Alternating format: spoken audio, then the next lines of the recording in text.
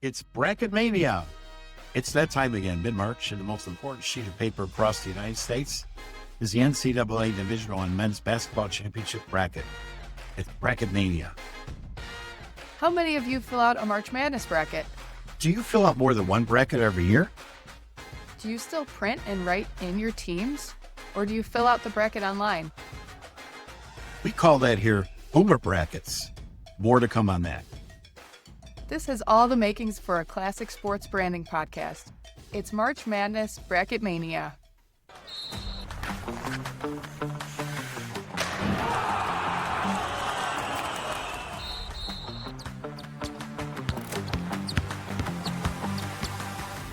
Welcome to the Sports Branding Podcast, where we break down how sports look, feel, and become part of pop culture. I'm Tom O'Grady. And I'm Brigitte Smith. We're from Gameplan Creative in Chicago. We're the co-hosts of the Sports Branding Podcast. Before we start talking about tournament bracket design, or Bracketmania, if you enjoy smart conversations about sports branding, Please like, subscribe, and make sure to drop us comments. Please follow the Sports Branding Substack, the authentic voice of the industry. And please visit GameplanCreative.com to see the great work behind many of the podcast conversations. a question we often get, how do we decide sports branding podcast topics? We want topics to be as current as possible. We want to bring something both interesting and unexpected to our audience. We take deeper dives and peel back the layers of sports branding subjects. We're not afraid to tackle tough topics and speak out on sports issues.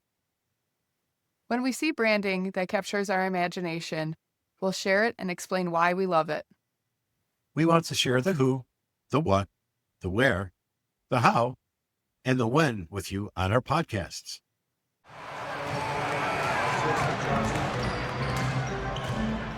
It's time for March Madness Basketball Bracketmania. Tom, is there anything that brings the sports world together than a bracket? No, brackets are something else. When we started talking about the subject for this, I was just thinking about the different rituals people have and how they pick their names. I laugh sometimes at people who are like more casual fans of the bracket pick out funny team names, right? I know like sometimes I hear people like to pick out uniform colors as their choice for the teams that they choose. I can't wait to see how many people use AI now to fill out their brackets. And there's nothing like taking the joy out of something so like organic as filling out a bracket, just kind of winging it instead of like typing in the perfect prompt to get your brackets filled out. Boy, does that take the fun out of something that's so joyful. Yeah, filling out a bracket reminds me of Scantron days, you know? We all did it. It's nostalgic. It's a reminder of how something so simple can be so much fun. Yeah, I remember filling out brackets. Sometimes I'd bring up that number 2 pencil and I'd have to make sure that the eraser on the number 2 pencil had a lot of eraser on it because I knew I was going to change that thing 20 times to Tuesday, you know. And sometimes I would be so obsessive about it because as a designer, I want the nice lettering and everything to fall in place. Yeah. I fill anything out in paper and then I'm like, okay, this is it. Pen. I go back with a Sharpie or one of those Uniball pens and I'd fill it out perfectly. And then if it was a perfect fill out, I knew I had a chance. So, Tom, do you remember when March Madness, the term, began? The term March Madness was first coined back in 1939 by an Illinois high school official and a high school principal, Henry Van Arsdale Porter. The beginning of college basketball bracket culture craze came from national newspapers back in the 1970s. Papers began printing blank brackets so readers could fill out their brackets before the tournament began. It was simple and it became highly contagious. Then many years later, when I used to watch Brett Musburger on CBS, they started using the term March Madness everywhere, like early 1980s. March Madness this, March Madness that. So the term became really like so popular that the NCAA decided actually to license and trademark March Madness, which is probably a pretty smart move when you think about it. And then over time, the slogan became important because it gives it authenticity and emotion to this madness of the buzzer beaters and the heartbreakers and the big upsets. And I think it's the perfect catchphrase for March Madness.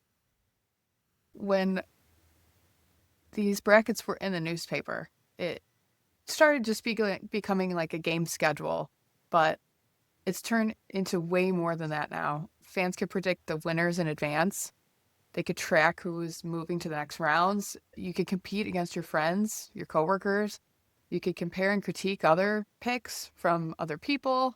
It's funny. This part of the bracket, it almost became like part of the Monopoly Millionaire at McDonald's. Everybody's Yeah. so Yeah. familiar with that game board, that the bracket's almost a little bit like a game board to me. It's like people know exactly where to go, where to fill things out, where it flows. It's just kind of the perfect uh, idea for the perfect tournament, don't you think? For sure. Especially with having 64 teams involved. For me, as a designer, that's like gold. Yeah. I mean, it's really cool because it's that kind of classic divisible by six. So the way it breaks down is it just kind of comes perfectly from the wide shot to the narrow shot as it scales down. And visually, it's just, I think it's really like the beauty of this bracket is its simplicity. It's so, somebody said, is that a great design? I'd say yes. And somebody say, well, it's just a bunch of horizontal lines connecting. And I'd be like, that's the beauty of it, right? Yeah, from a designer's perspective, it's perfection. You have 64 teams, you have 4 regions, the East, West, South, Midwest. And when you divide that, you're right, it's 6 teams. It's modular. It expands into all the different rounds. Very legible. It shows the drama that you get to the journey from the 64 teams in the beginning to the championship. It's almost like when you look at a football field, right? It's 100 yards. It's got the line markings. When you look at a basketball court, same thing. A baseball diamond is, that 90-degree angle going outwards, and even a hockey rink, center line, blue line, goal line, and face-off circles. And this is like almost part of a playing surface. Except no one kind of gets dirty, or no one gets to skate on it, or no one gets to, run on it. But it's like, it's another playing surface, I think, in sports. To have something legible and functional, the way it's divided is just so perfect. You see the journey, the storytelling. It's genius. The bracket is such a big part of March Madness. In 2016, I happened to be at the tournament in Des Moines, and they changed the logo to the one with the bracket, and it has been a part of the visual identity ever since. Today, March Madness and the bracket coexist together, and you can't separate one without the other. When we started doing our research on brackets, you mentioned you went back to like the 1850s and found a 32-person chess bracket tournament. So it's not Yeah. like the idea of the bracket's new. It's just the way it's handled. Yeah, in London in 1851, I saw this article.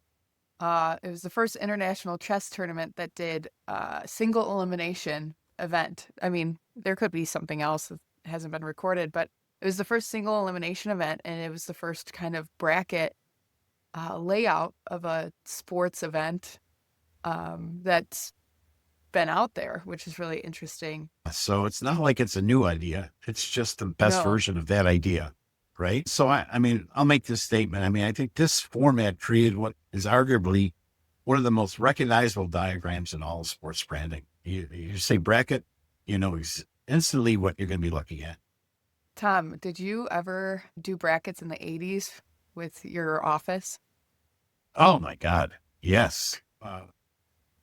I mean, brackets in the 80s, it was, I think we used, maybe the term is still used today, social currency, but it was something that really brought people together. Back in the 80s, there was a lot less attention for your time. And so even like there were still basically 3 networks and whatever. And this was a great unifier for people. The empty brackets would come out, and then the brackets were then photocopied and passed around the office. And it was funny because people who didn't even watch college basketball suddenly cared. Coworkers were competing against each other. Money pools existed, which I'm sure a lot of the human resources departments, which is kind of a funny word back in 1980, because I don't think there was any human resources department.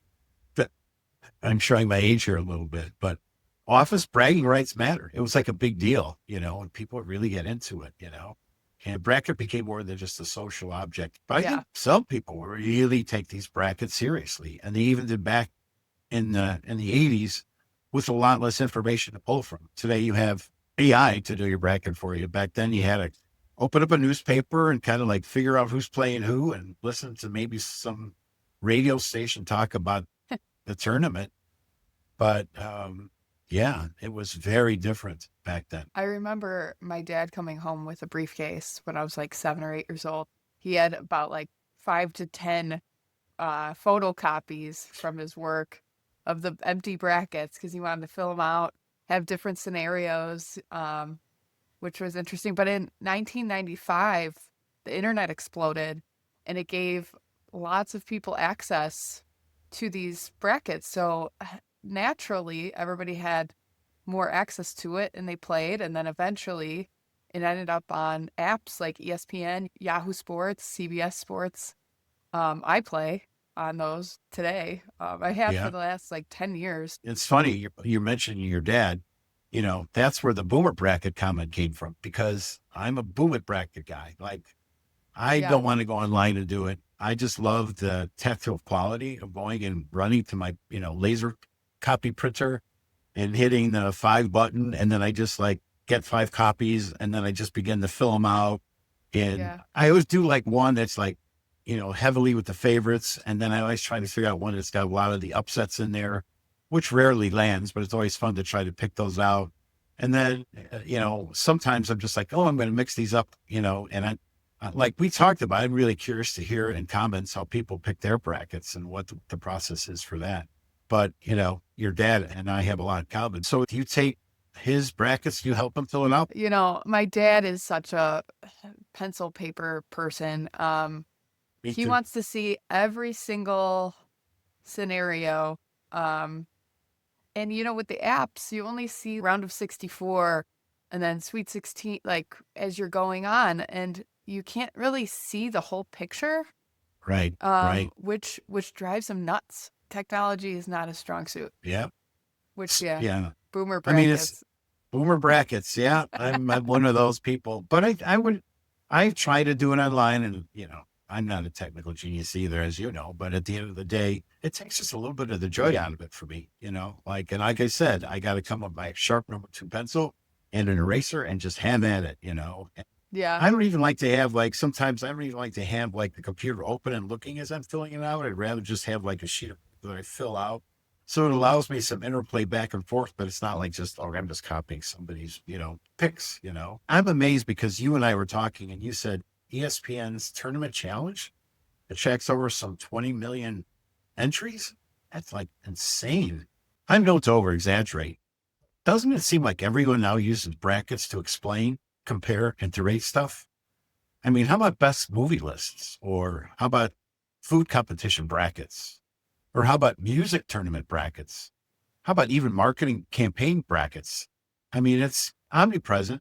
And I think it's just a really great way to stimulate conversation about stuff. So, Bridget, before we jumped on, you also told me the story about what your husband, Scott, and yourself did during COVID. Yeah, during COVID, my husband and I were so bored. So we were like, how can we make things interesting? And we were like, you know what? Let's do a bracket, share it with people on social media and just see where it goes. So we made a Pop-Tart bracket for the best Pop-Tart in existence. I wish I could have been part of that because I would have some strong feelings about I that. know. Yeah.